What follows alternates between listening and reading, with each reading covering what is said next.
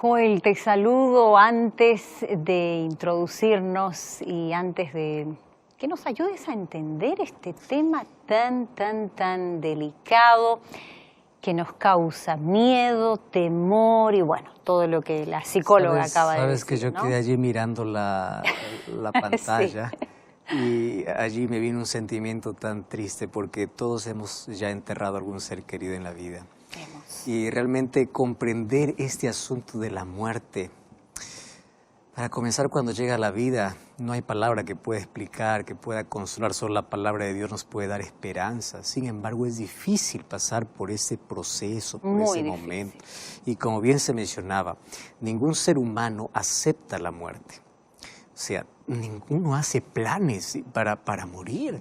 Uno dice, yo tengo sueños de aquí a 5 o 10 años, pero nadie dice, en cualquier momento yo voy a dejar de existir, porque el ser humano fue creado para vivir. La mayor evidencia es que tu deseo que tienes en el corazón es que tienes planes de vida. No está en tu proyecto de vida morir. No lo está. Eso quiere decir que fuimos creados para la vida. Por eso es que cuando llega la muerte nos trae tanto dolor, arranca nuestros sueños y cuando enterramos un ser querido, algo de nosotros se entierra con esa persona. Se entierra también parte de nuestra vida. Por eso es que los recuerdos duelen y es un proceso donde uno hay que aceptar y hay que superar finalmente. Así es. Muy interesante. Bueno, algunos datos que son importantes tomar en cuenta ya antes de que tú nos introduzcas más en el tema. Tú sabes que más del 70% de la población mundial fallece de enfermedades crónicas que van progresando lentamente, ¿no? Un dato, esa es la realidad.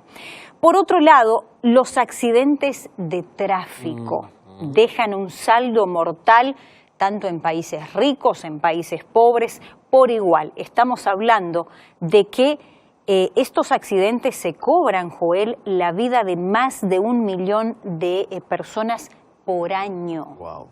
Mira esta cifra, por año.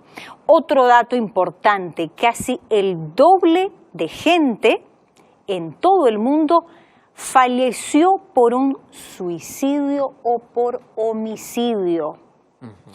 Y otro dato, cerca de 800.000 personas se quitan la vida cada año. Qué triste es Esos datos son realmente lamentables, asustadores, más nos muestra una realidad. Todos estamos en ese camino y en cualquier momento la muerte nos va a sorprender. Y el asunto es cómo nos preparamos para cuando éste llega. Y hoy vamos a resolver otra de las preguntas. ¿Qué sucede cuando una persona muere? ¿A dónde va? ¿Qué sucede? ¿Hay vida más allá de la muerte?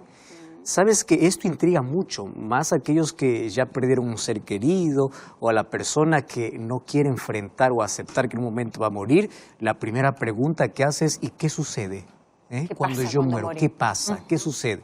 Ahora, ¿es la mayor realidad de nuestro mundo? No hay manera de escapar. Hay 3 cosas, Carola, que nos une a toda la humanidad.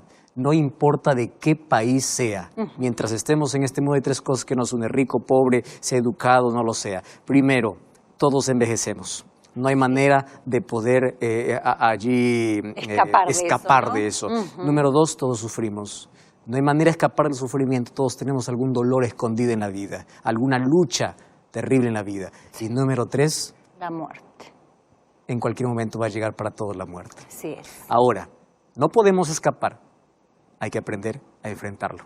¿Cómo lo hacemos? Vamos a abrir la palabra de Dios para eso. Muchas gracias ahí, Carola, por tenernos allí también esos datos.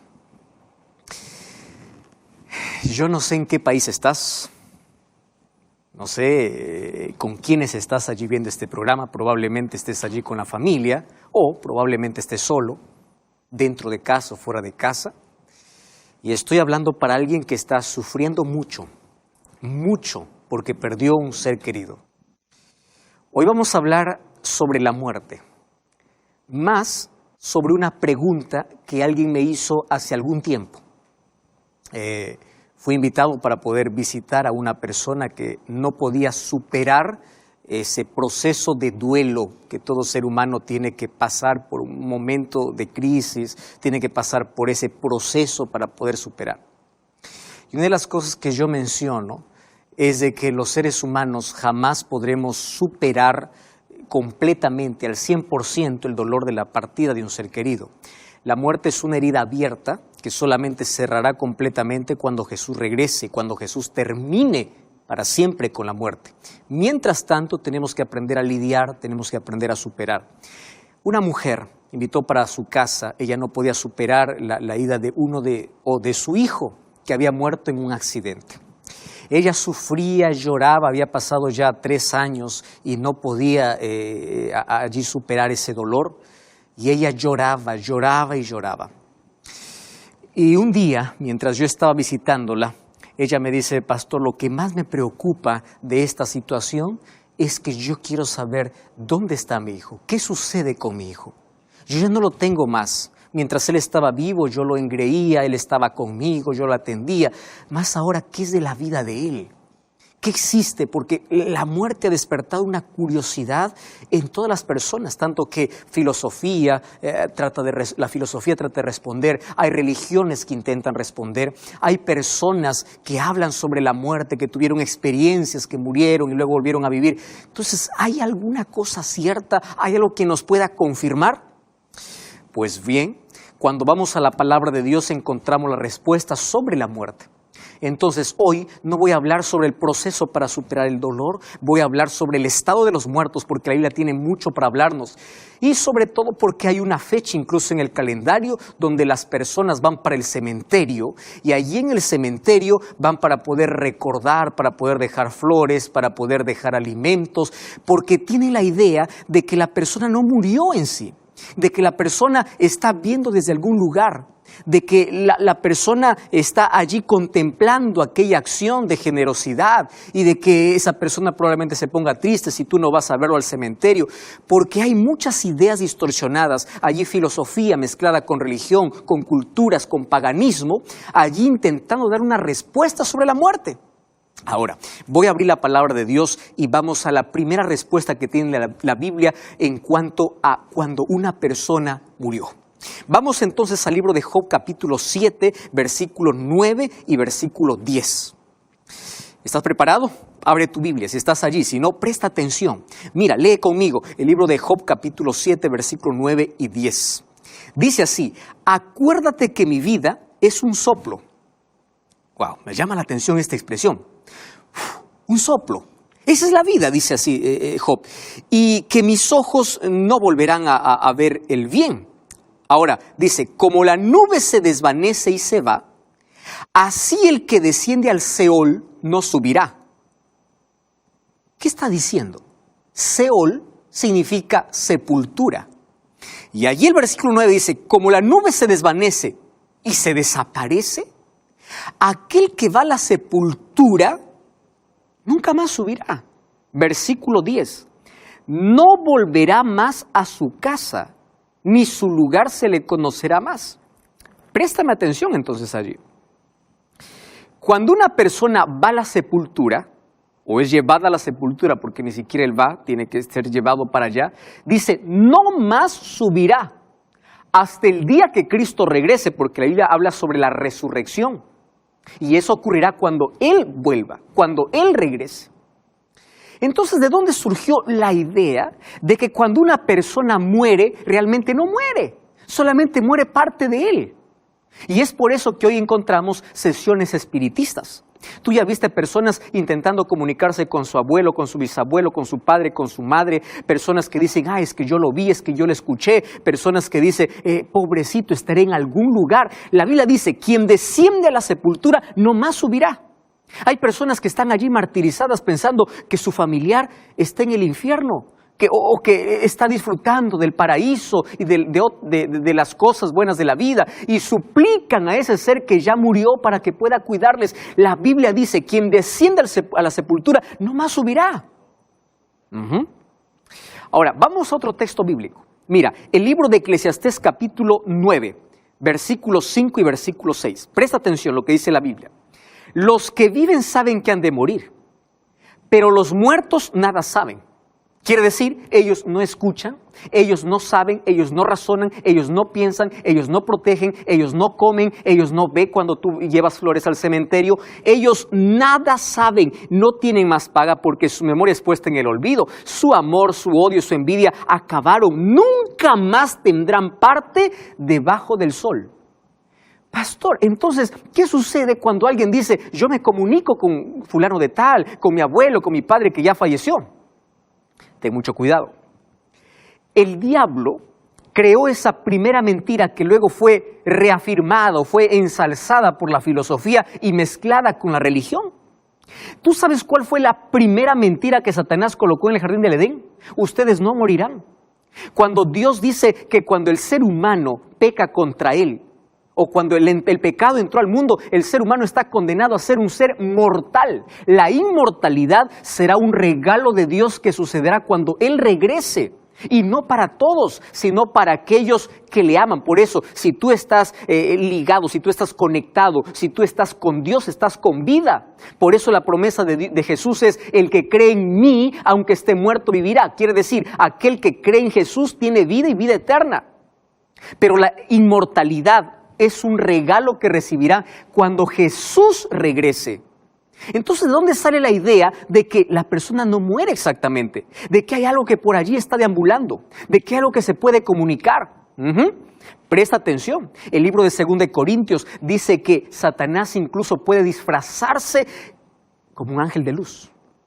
Entonces, no te sorprenda que en cada sesión espiritista realmente no sea la persona a la cual tú piensas que estás conversando, la que está hablando contigo.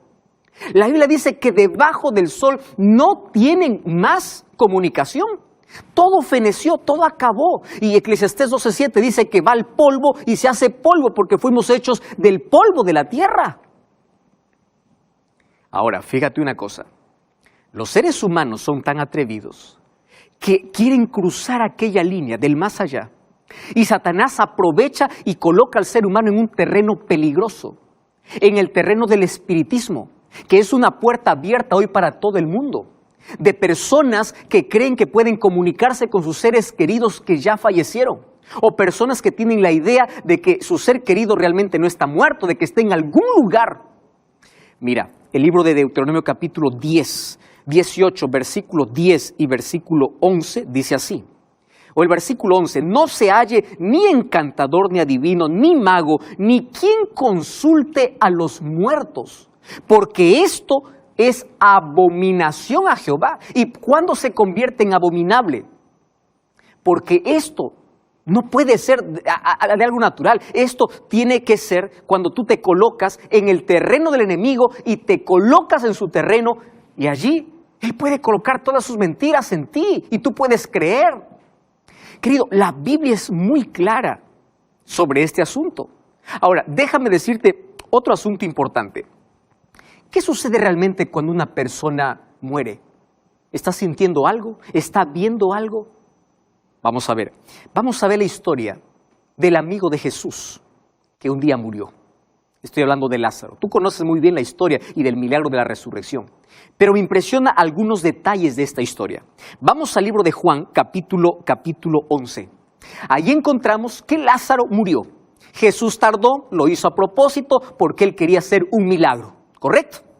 Solo que en esa historia me llama la atención el diálogo que Jesús tiene con la hermana de Lázaro. Mira, presta atención lo que dice allí el versículo 23. Jesús le dice, tu hermano resucitará.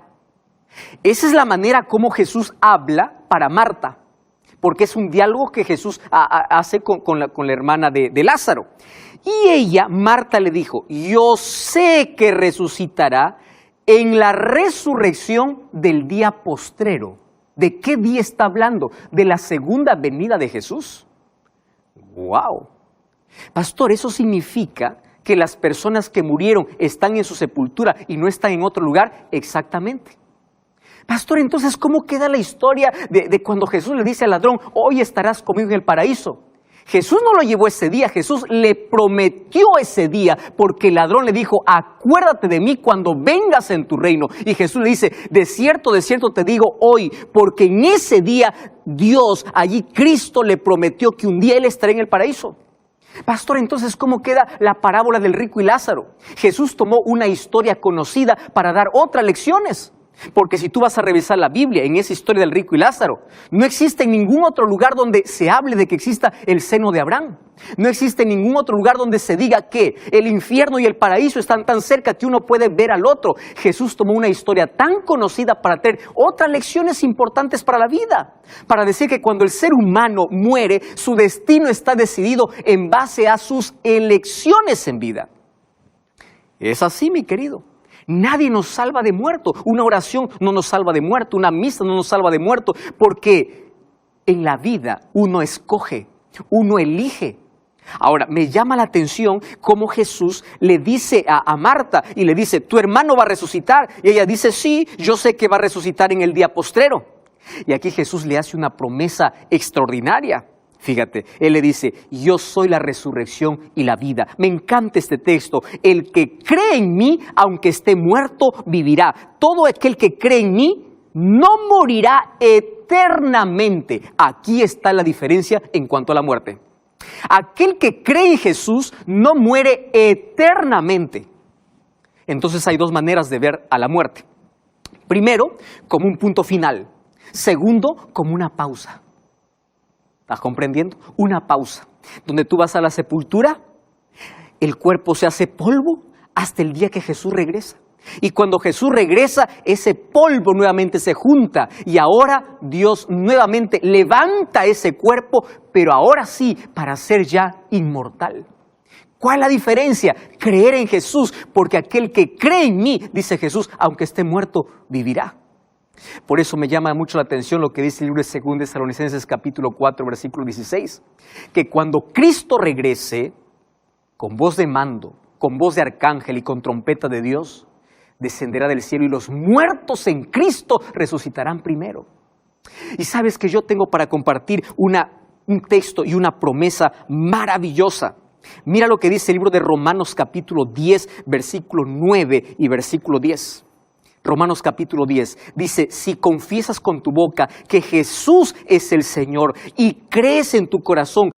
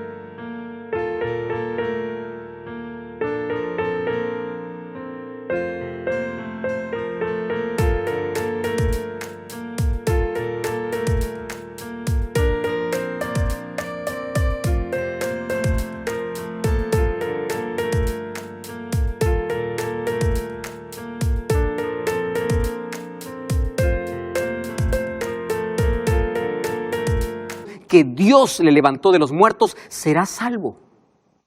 ¡Wow!